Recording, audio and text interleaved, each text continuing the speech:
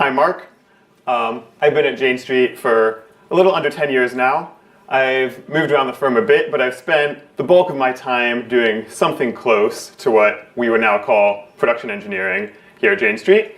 And I'm going to talk a little bit about some of the interesting challenges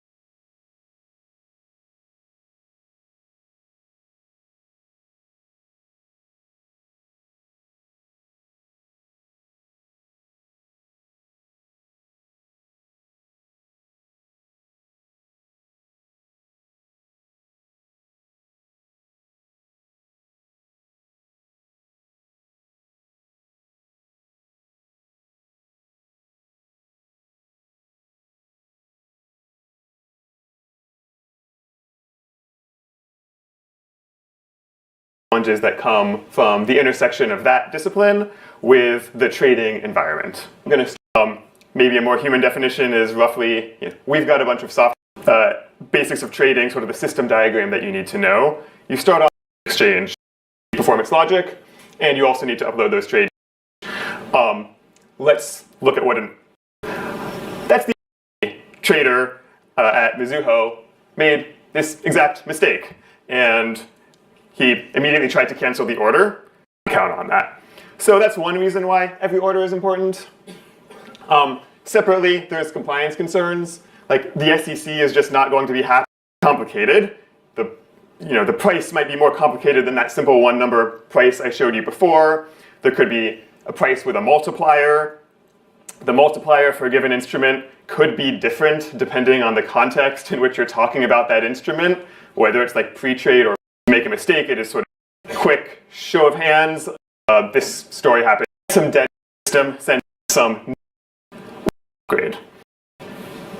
Special trading events, FOMC minutes. This means like every few months about timing. Load some metadata from some external service that requests should succeed. This is a pretty standard. That's not just based monitoring. One of the awesome in code, you really do an SLO based direct link to the call site is also nice. You can just config, change 99.99 to 99. And also to alert whenever the database goes down. And your logic, I mostly believe this, and you can actually it. So I'll give two examples. look at that and how earlier, but I've now that, software or hardware experience at a trading firm. We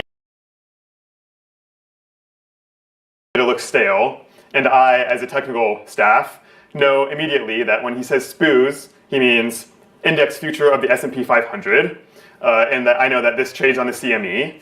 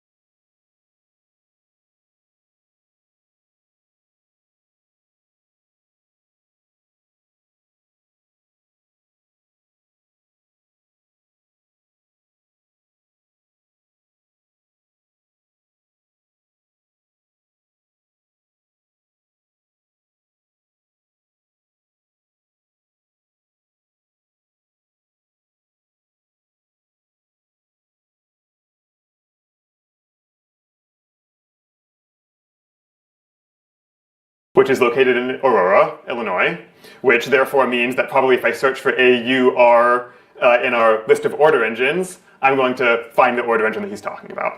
And so, yeah, in an incident, if someone were to say Spoo's market data looks stale, it would probably take me 2 or 3 seconds to find the relevant order engine or market data feed that that trader is referring to. If you don't have the business context to know what that means, you might want to do, ask him what SPOOs means. Okay, it means this symbol name. I'm going to do some lookup table to see the exchanges that this symbol trades on. It's going to give me some identifier. I'm going to look up that identifier. It's going to give me some other thing. We can bypass all of that and know immediately what the person's talking about. This is a bit of a contrived, sort of simple example.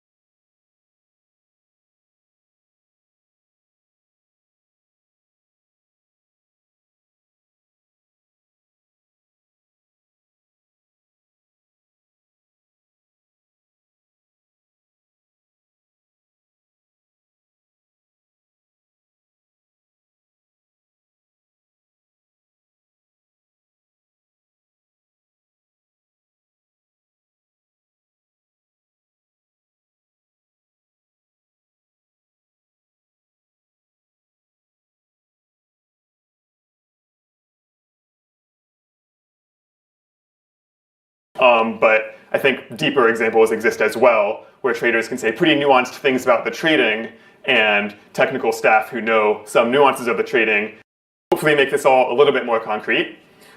This sample incident, 931, fill 2 goods, raised to trading desks for a bunch of symbols. At this point, there's a lot of individual traders. I had asked the question, if this point of safety start an incident, they use a system we have called what changed this morning. So maybe you can kind of divide the one is it might change is alerting the incident call, and they reportedly thinks to themselves yesterday's close, and you see that there was an exchange driven change. What I mean is an email from the exchange. Logic works, but I can imagine that we have this bug, and we definitely did miss this EDC. I think we should keep trading halted right now on this order engine. I don't think we need to halt any of the other order engines, because this really does seem like the culprit. We're going to roll a config change to account for the change. They do that. A few minutes later, they roll a config change. We turn on the order engine, see if we continue to get fill 2 goods. We don't, and we sort of conclude, okay, the situation is resolved, we found the culprit. And then people start doing some thinking, like, okay, but how confident are we that we've actually solved the issue? Can we be convinced that the market data bug is the cause of the problem? And maybe 2 weeks ago, you get this exchange notification. We do some investigation and determine that, yeah, there is a bug. The exchange did send us a notice that, so in the market data feed, the exchange tells us that we've moved these symbols, and we are supposed to have logic that reads this and knows to mark the symbols as stale, but we've actually never exercised this logic because we've never missed an EDC before. So there's sort of two things that have gone wrong. One is we missed the EDC, and two is we didn't handle the missing the EDC correctly. We had a bug in how we handled partitions. That code path had never been executed. So some interesting takeaways here. Again, my favorite alert, the fill too good, is the thing that caught it. An order engine alert caught an issue in the market data. That's pretty cool. Good job, fill too goods. I think in real life, other alerts probably would have caught it too. Maybe like our trades not appearing in the market data. I think you can imagine a trader saying, we did this trade in Apple, but I don't see the trade that I just did in the market data that I'm receiving. So I think market data is stale. I think that alert probably would have raised. Some other takeaways, going back to timing matters. So a pretty interesting thing in this case is nothing we did really mattered that much. We reacted really fast to everything, like 1 minute in between each thing. I think that's like a pretty impressive timeline, but actually all the damage had been done as of 9/31. We missed the open. That isn't a broad range of failures. And then our monitoring systems, 99% of them, a giant mistake. Extra monitoring third parties. The thing that's true about Jane Street is we don't have a lot of top-down edicts. In fact, we have approximately 0 top-down edicts. So really every generator of an alert is sort of free to do it. And that you mentioned. Be in our trading monitoring systems that traders are looking at and making human time decisions.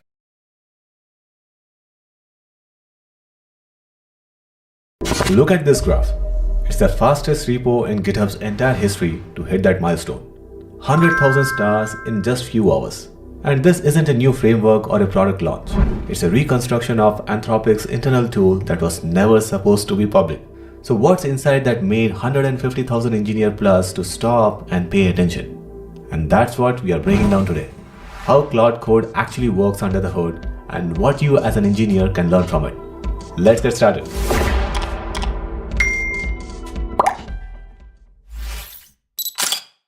Anthropic accidentally exposed a large chunk of Claude's source code. Not a hack, a deployment mistake.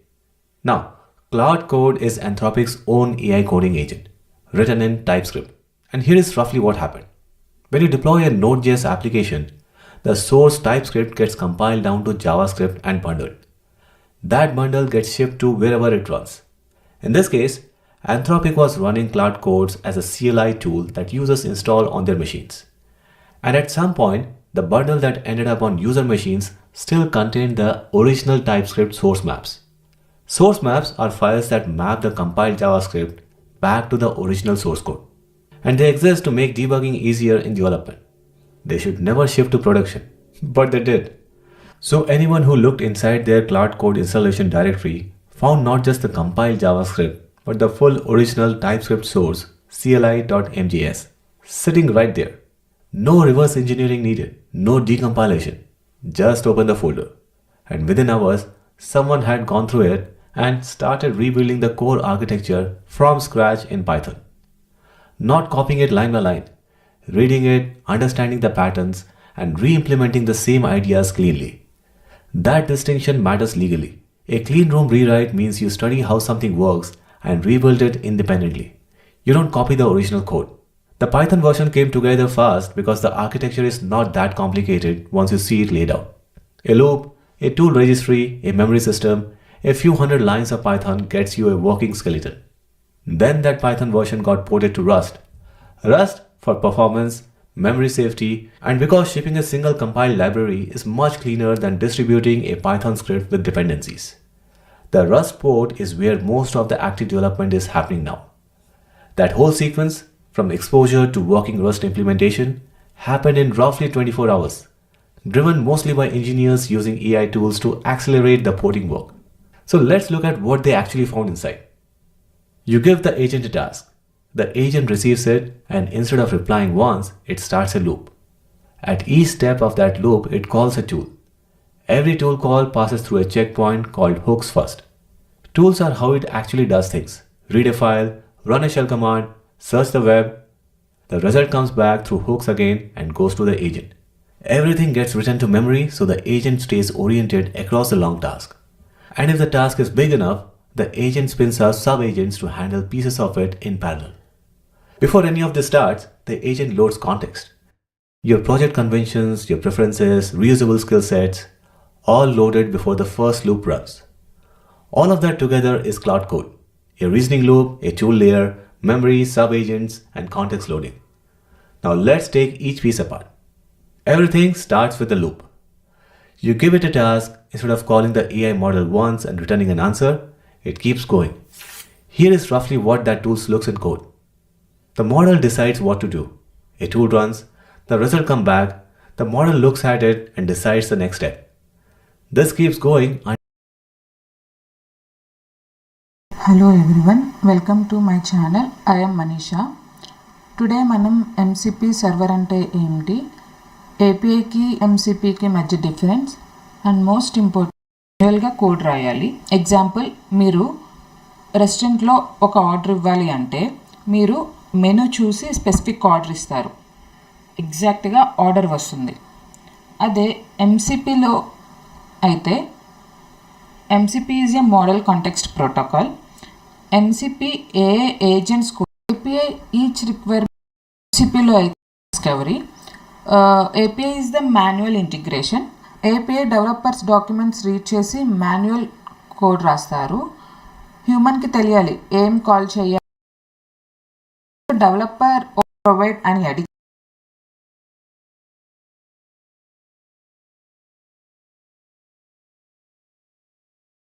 Get, post, delete end points ఉంటాయి. ఆ end పాయింట్స్లో communicate like interactions చేస్తాం అనమాట. Exact result ఇస్తుంది. అదే MCPలో అయితే goal చెప్తే multiple tools use చేసి చేస్తుంది. ఎగ్జాంపుల్, ప్రాజెక్ట్ ఫోనిక్స్ లీడ్కి ఈమెయిల్ డ్రాఫ్ట్ చేయి అంటే API అయితే 3 సపరేట్ కోడ్ కాల్స్ చేయాలి. అదే MCP అయితే సింగిల్గా మేనేజ్ చేస్తుంది. థర్డ్ ఫండమెంటల్ స్టెప్ వచ్చేసి discovery. API is the static discovery and MCP the self discovery. Means API static documents తీసుకుంటుంది. API చేంజ్ అయితే డాక్యుమెంట్స్ అప్డేట్ చేయాలి, కోడ్ మళ్ళీ రాయాలి.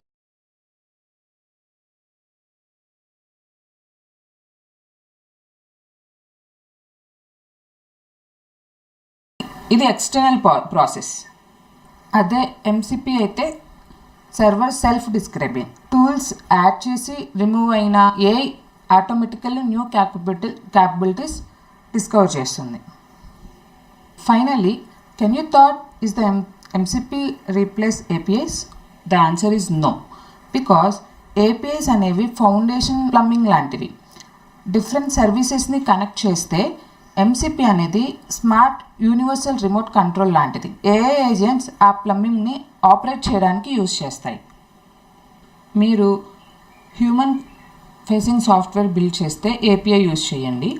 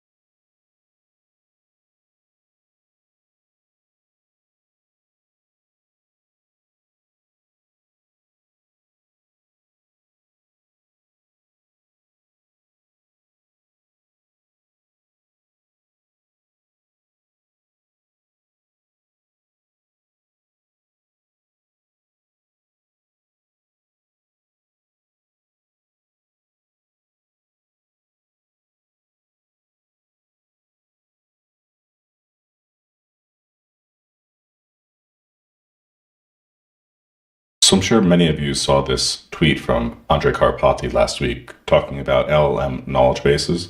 It caught a lot of interest as kind of a new way to use AI as a research tool. And the core concept was to use LLMs to build personal knowledge bases for various topics of your research interest. He breaks down how he did it here, and there were a couple other follow-up tweets as well as other researchers and AI enthusiasts talking about the way that they've done this kind of tooling. So in today's video, we're going to build this for ourselves. First, I'm going to kind of break down what the concept is and why it's useful compared to other alternatives. And then we're going to actually build this out together in Claude Code. So you'll see a good example of how you would actually build this out. So wait till the end for that. So let's start with the problem. Right now, most people's experience with LLMs and documents look like RAG, R-A-G, retrieval automated generation. You upload some files to ChatGPT or Notebook LM or whatever tool, and when you ask a question, it retrieves some chunks and generates an answer. And that works fine for simple questions, but here's the issue. Nothing accumulates. Every time you ask a question, the LLM is rediscovering knowledge from scratch. It's repiecing together fragments every single time. So if you ask something subtle that requires synthesizing 5 different documents, it has to find and connect all those pieces on every query. There's no memory, no cross-references, no accumulated understanding. But this LLM-powered wiki pattern flips this. Instead of retrieving at query time, the LLM builds a persistent interlinked wiki up front. The cross-references are already there. Contradictions are already flagged. The synthesis already reflects everything you've already fed it. Knowledge compounds instead of being thrown away after each conversation. And this is the key quote from Karpathy when discussing this. The LLM incrementally builds and maintains a persistent wiki, structured, interlinked markdown files sitting between you and your raw sources. And the critical thing is you never write the wiki yourself. The LLM writes and maintains all of it.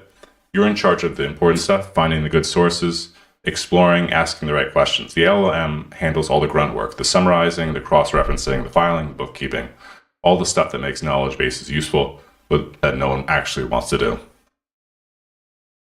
So there are many ways we can do this, but the basic architecture has 3 different layers based on what Karpathy was describing, and it's fairly clean. On the left, you have raw sources.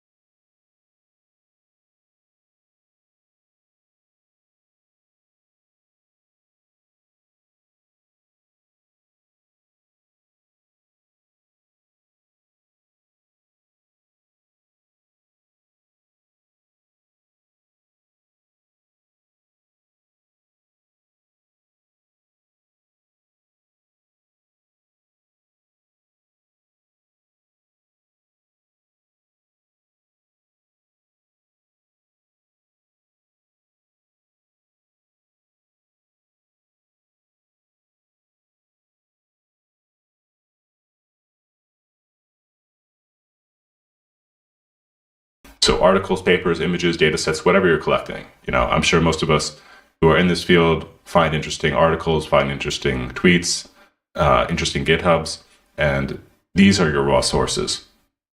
And these are immutable. The LLM reads them, but never touches them. They're your source of truth. In the middle here is the wiki itself, a directory of markdown files that the LLM owns entirely, summaries, entity pages, concept pages, comparisons. The LLM creates these, updates them when new sources come in, and maintains all the cross-references, keeps everything consistent. And on the right is the schema, and this is the configuration file, basically, like a Claude MD. And this tells the LLM how the wiki is structured, what the conventions are, what workflows to follow. So you and the LLM co-evolve this over time as you figure out what works for your domain. Think of it like this. The wiki is the code base, and then Obsidian is the IDE. And the LLM is the programmer, and the schema is the style guide.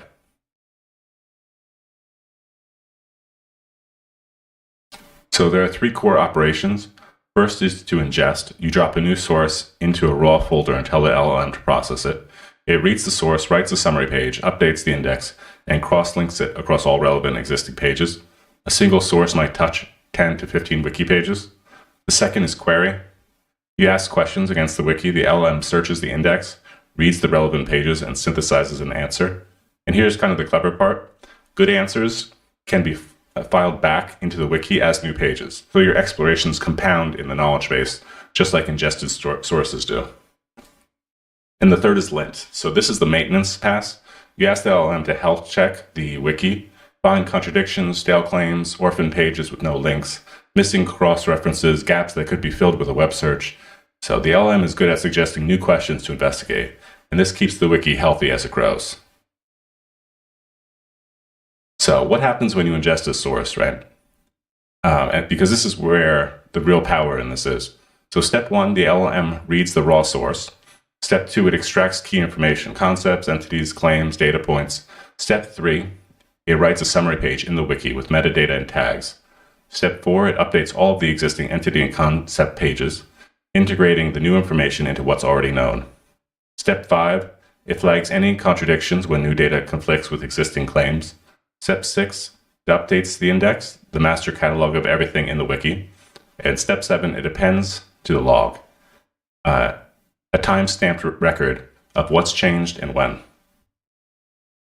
And 7, so one source drops in and the entire wiki gets a little bit smarter. So that's the compounding effect. So here's the division of labor, and it's pretty clean. The human curates questions and thinks. You pick the sources, you direct the analysis, you ask the good questions, you decide what actually matters. The LLM agent just summarizes, cross-references, and maintains. It writes all of the wiki pages, it keeps cross-references up to date, it maintains summaries, flags contradictions. And here is why this works. Karpathy puts it well. Humans abandon wikis because the maintenance burden grows faster than the value, right? It becomes a huge labor just to maintain once these become a certain size. But nicely, the LLMs don't get bored. They don't forget to update a cross-reference. They can touch 15 files in a single pass. The cost of maintenance drops to near zero, so the wiki actually stays maintained properly. So this is why this approach wins, and there are 4 principles behind it that make it really compelling. First, it's explicit. The knowledge is all visible in a navigatable wiki, which most of us are familiar with. You can see exactly what the AI knows and what it doesn't know. There's no hidden embeddings. There's no opaque memory system. Second, it's yours. You can customize it yourself. These are all local files on your computer. You're not locked into any provider's system. And you keep everything yourself. Third, it's file over app. Everything is in universal formats, markdown and images. This means it's interoperable with any tool, any CLI, any viewer. The entire Unix toolkit works on your data.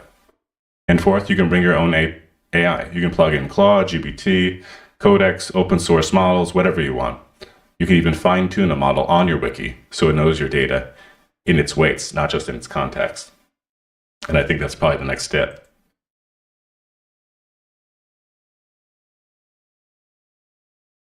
So what can you build with this, right? This pattern applies to a lot of different domains. Research, obviously. going deep on the topic over weeks and months, reading papers, building up a comprehensive wiki with an evolving thesis. Personal, you can track your goals, health, self-improvement. You can build a structured picture of yourself over time. Business, certainly. An internal wiki fed by Slack, meetings, customer calls, always current because the LM handles maintenance. Reading, filling each chapter of a book, building out character and theme pages, and due diligence, obviously. Today, we're going to build one with trading strategies, which is part of a larger project that I've been working on. And you'll probably see a video in the coming weeks, me breaking down this project. But I've been doing a lot of research on advanced trading strategies, and that's the wiki we're going to build today. So this is kind of the breakdown of what it's going to look like, the directory structure. And it's the same thing that we've said, the raw sources, the wiki itself, and then the schema and workflows in the Claude file. Claude, because I'm going to be using this in Claude code with Opus 4.6. So what the LLM will build will be the strategy pages, the concept pages, the entity pages, cross-referencing, links to everything, and then synthesis pages, comparisons, trade-offs. So it's time to build it. I know you're all probably sick of my slides, so now we're actually going to go in Claude Code and build this. Before we really get into it, if you enjoy this video or find it useful, please leave a like, please subscribe, along with a couple other tweets, people talking about how they did this. Okay, so it's going to start out in plan mode, obviously. We were talking about this concept earlier, but I said, okay, design the plan to build this. So it entered plan mode, it's exploring the documents I just showed you, and then it's going to plan the architecture. Okay, so it finished up its plan here. You can see it's building this LLM wiki pattern. We're going to be doing it. Initially, I have 8 transcript files, longish videos on trading concepts, and then we could start from here and then build it out. It has some concepts you could see here. So it's going to create the directory structure, copy the transcript files as the raw sources. It's going to write the Claude MD, which is going to be the schema here that it's going to use. We're going to be using Obsidian style wiki links for everything. Create the wiki logs, seed the concept pages. You can see what we're working with right now, how granular it's going to get. Market structure and liquidity, strategy and execution, psychology. So it goes into like every general concept. And you can decide how granular you want to get with this. And then it's going to create the wiki index page, ingest all the raw. Okay, so it's got everything here. Yep, it looks like a good plan. So it's going to start building for us. Okay, it's building out the directories and the transcripts were copied. Now it's writing the schema file, seeding the concept pages. Okay, the scaffolding is complete. You can see all the directories. The next step is to ingest the 8 raw transcripts. Go ahead. So it's running 2 agents right now to ingest the raw sources, create the summaries, and then update the concept pages. Okay, the initial ingest is done, and now it's pretty much set up the original structure that we need. Just to visualize it, Karpathy talks about using Obsidian as well as an IDE, but you can download. It's probably easier to see. It's basic file structure. You can see all the file here. This is the wiki. Has all of the knowledge that you were trying to build up based on it. You can see what we do here. Identity shift, protected stops. It has all the links. You can see the links to other files. So you have a link to draw on liquidity here if you want to see this. So this is just a really nice, clean visualization of this. And you could build out a proper front end like this. I know people have done that. But for my purposes, this is all I need just to kind of see the information. Okay, so lastly, let's try asking it some questions, right? I asked, can you explain draw on liquidity to me? And it read the files based on it and gave me an answer without having to go do web searches and check everything else. It goes into the core idea of draw on liquidity, types of draws, qualifying and disqualifying draws, concrete examples, how it connects to everything else. So let me ask, how do draws on liquidity actually appear? So it read as well. This is how it appears on the chart. Failure swings and unfilled fair value gaps. And then if I ask a question, is there any other ways to identify them? Check outside the wiki. If I ask any question based on this wiki information that it doesn't have on hand, it can then do a web search, and then it will go and automatically backfill the wiki with the new information that it found. So I found several other draw on liquidity identification methods, 4 of them, 5 actually. So using these resources now, it's going to continue to build out the wiki again. And this is really how you develop the knowledge base. It kind of gets smarter on its own as you ask it questions, and if there's information it can't find from the wiki itself, it can do quick searches and then backfill it so that it has all the answers later on. And instead of just answering questions, you can also set it up to create markdown files, slideshows, which is a really useful presentation.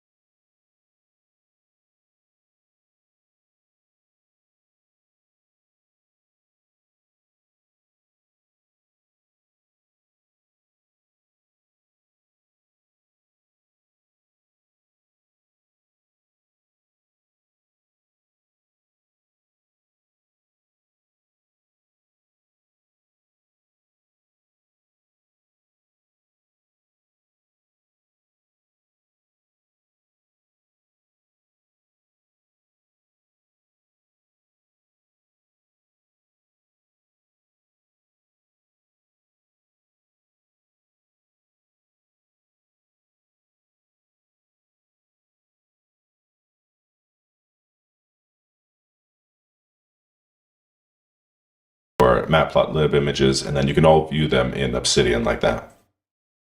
So there's a lot of ways you can customize it visually. So you can see based on the answer, it's writing new concepts, order blocks, breaker blocks, equal high lows, so that once these concepts and information is inside the wiki, you don't have to go and fetch it every single time you ask about these concepts again. And I'm doing this with Claude with Opus 4.6, but like I said before, you can use any LLM that does basic research and writing functions, or any agent. You can use OpenClaw to do this, or Hermes agent. So, as Claude says here, this is exactly how the wiki is meant to grow. You ask a question, I research beyond the wiki, and the new knowledge got filed back as permanent pages. So every future query count now reference order blocks, breaker blocks, equal high lows, along with the original stuff. So this is how you really build it up. And eventually, over time, you'd have a really massive knowledge base to work on.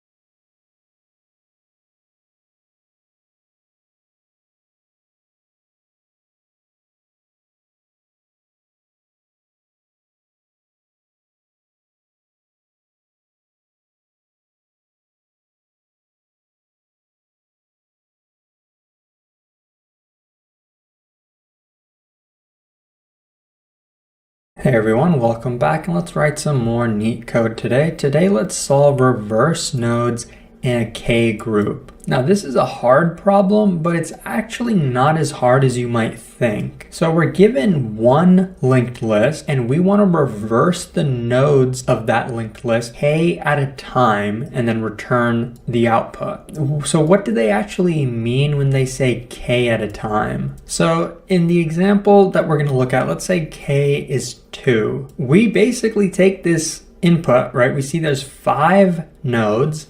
We want to look at each group of size K. So each group of size 2. This is one group, this is one group, and the last group doesn't even have K elements. And what we want to do to each group, so let's look at the first group, we just want to reverse it. So now this has been reversed, and we also want it to still be a part of this entire linked list. So what we have to do is for this 1, we have to set its next pointer over here. And in the output, you can see that this group is reversed. Now we do the same thing with the second group. So 4's next is actually going to be 3. Now we've reversed this, and in the output, it's also reversed. Now they tell us if we have a special group, right, like the last group doesn't even have K elements. So if it's not a multiple of K, then it should just remain as it is. So we really don't have to make any changes to this. It remains the exact same. Now, one thing to notice is reversing the groups is pretty easy, but we need to do a little more than just that, right? See, 1's next pointer is initially at 2, but at the end, it's pointing at 4. So really, we have to make this jump. So that's where the difficulty comes from, and that's what I'm going to explain. Once we've reversed these groups, then we actually have to put them together. So like most linked list problems, I'm just going to tell you from the start this time that we are going to need a dummy node, because we're potentially modifying the head of the list, right? Like first this is the head, but at the end this is going to be the head. I don't want to deal with edge cases and stuff, so just having a dummy node here helps us a lot. So we have K equals 2. I want to reverse the first group. How do I do that? Let's say we start here. All I have to do is count by K. So 1, 2. So this is the kth node. So now starting from here, we're going to start reversing. So the next pointer of 1 is going to be reversed, but this is the dummy node, so I don't really care about it. So I'm actually going to set this equal, let's say, to null for now.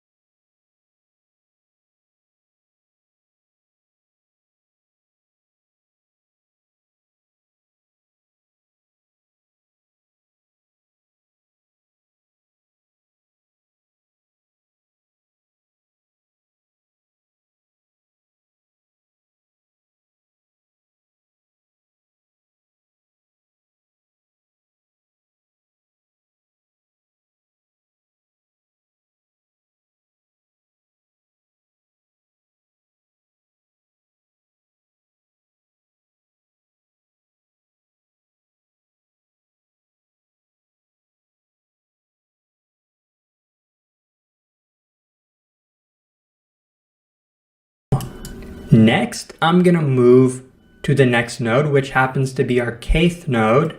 I'm gonna say its next pointer is also gonna be reversed. Now it's set to 1, right? The previous node. Now we move to the next node, but we know we just passed our kth node, so we're not reversing this yet. We're gonna reverse it with its own group. Right now, we're only reversing this group, so we're finished. So now if you look at what we just did, we took this portion, reversed that group. Right now we have this, and we didn't really touch this, so it stayed the same. But look what we just did. We cut our linked list in half. It's not even connected anymore. We reversed the first group, which is what we wanted, but we didn't want to split them. So instead of setting this one to null, we can set it to where our condition would stop, right? This is where our condition is going to stop. So the node right after k is where we're going to set the next pointer of this. Also, we don't want to forget that our dummy node over here should point at the first node. So great, we've done the first group. Now we want to move to the next group. So don't forget k equals 2. So this is our first node. This is our second node. So this happens to be the kth node. So again, we're going to take this pointer and reverse it. And in the first example, I showed you that it's going to be set to null, but really we know it's going to be set to k.next, right? k.next. We know that this is k, so k.next is over here. So after I cross out the next pointer, I'm going to move it over here. Next, we want to reverse the link of 4, so we can remove this pointer and reverse it. We know that this is the previous node. And the last thing, remember, don't forget, before we took our dummy pointer and then set it to 2 instead of 1. But right now, we're going to take 1's next pointer and instead set it to 4 rather than 3 because we're reversing this group. So 1.next is going to be at 4. So these pointers can get complicated and can definitely get messy even when you're looking at a picture. So let's redraw it. So this is what our linked list looks like now. We still have our dummy node over here. We reversed the first group. We reversed the second group. Let's look at the third group. So we're starting here. This is 1. Let's get the kth node. Okay, we want the second node. We try here. This is null, right? So the kth node doesn't even exist. So this group is too small. So we're finished. We don't have to do anything anymore. And so notice we got 2, 1, 4, 3, 5. When you go back here, that's exactly what we have in the output. 2, 1, 4, 3, and 5. So now let's actually look at the code. We want a dummy node to be initialized at the beginning. So we're going to give it a default value 0. And the next pointer is going to be set to our head of the linked list. I'm also going to have a pointer I'm going to call the group previous, which I'm going to initially set to dummy. But the reason we have this is if we have a group. So if our group was 2 and 3 and we want to reverse it, the output would look like this, right? So we took this group and reversed it. To do that, we need to have a pointer of 1 node right before the start of our group, so we can then say 1.next is 3. So we're always going to save 1 node right before our group. Now we're just going to start looping. I'm just going to say while true because I'm lazy. So we're going to need to get the kth node so we know how long or how big our group is, what exactly the group is we're trying to reverse. So I'm going to write a helper function to do that, just called get kth. And we're just going to pass in 2 parameters, the current node and what the value k is. So starting at cur, we're going to increment, we're going to shift k times and then return that kth node. So while cur is not at the end and k is greater than 0, we're going to update current and decrement k. Then at the end, we can return the kth node that we want to. So now I'm going to call that helper function get kth. And what's the start that we're going to pass in? We're going to pass in the group previous because the group previous is not a part of our group. And let's store this in kth. But what if the kth node doesn't even exist? What does that mean? That means we've gotten to the last group in our linked list and it's not big enough for us to reverse it, so we can stop then. So we can say if not kth, if it's null, then terminate. So break out of the loop. So that's why we have a true here, and that's going to be the condition that breaks us out. So similar to how we always keep track of one node before the start of our group, let's keep track of a node right after our group. So if this is the kth node, let's just get kth.next and store that in group.next. So one node right after our group. So now we can start actually reversing, right? Reversing the group, and we can use 2 pointers to do that. If you've solved the LeetCode easy problem, reverse a linked list, you probably know how to do this. I'm going to set previous to null and current group previous dot next, because this is the first node in our group. But there's just one problem with this, remember. If we have previous initially set to null, we're going to end up splitting our linked lists. And we don't want to have multiple linked lists. So instead of this being null, in reality, it's going to be kth.next. So the rest of this is basically just reverse a linked list. So while current does not reach the end, in this case, the end is group.next. And now we're just reversing. So I'm going to put it in a temporary variable, current.next. We're going to update current.next. Set it to previous. Previous is going to be set to current. And then current is going to be shifted by 1, which is stored in our temporary variable. So remember how kth was the last node in our group? Now we want it to be the first node in our group.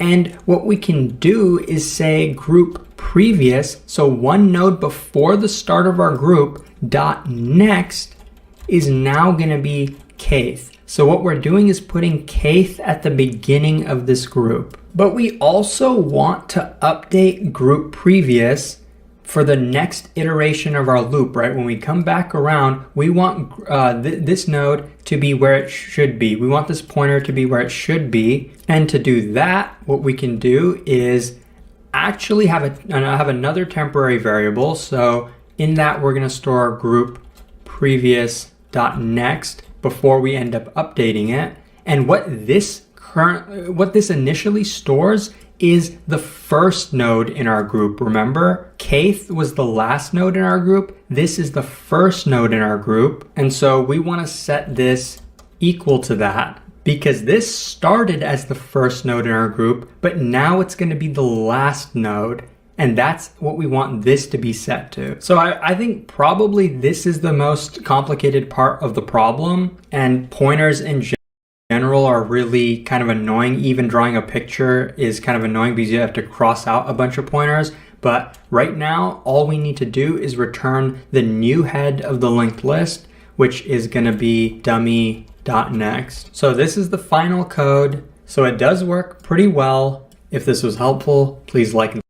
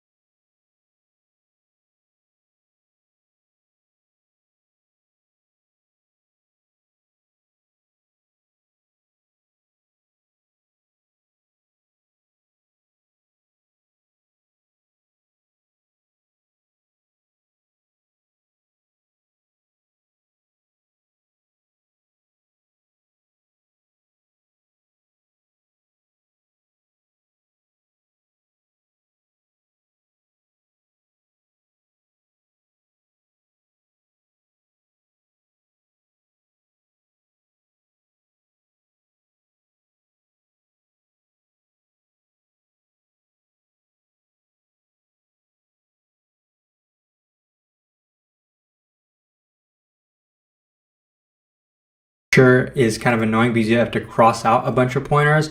But right now, all we need to do is return the new head of the linked list, which is going to be dummy.next. So this is the final code.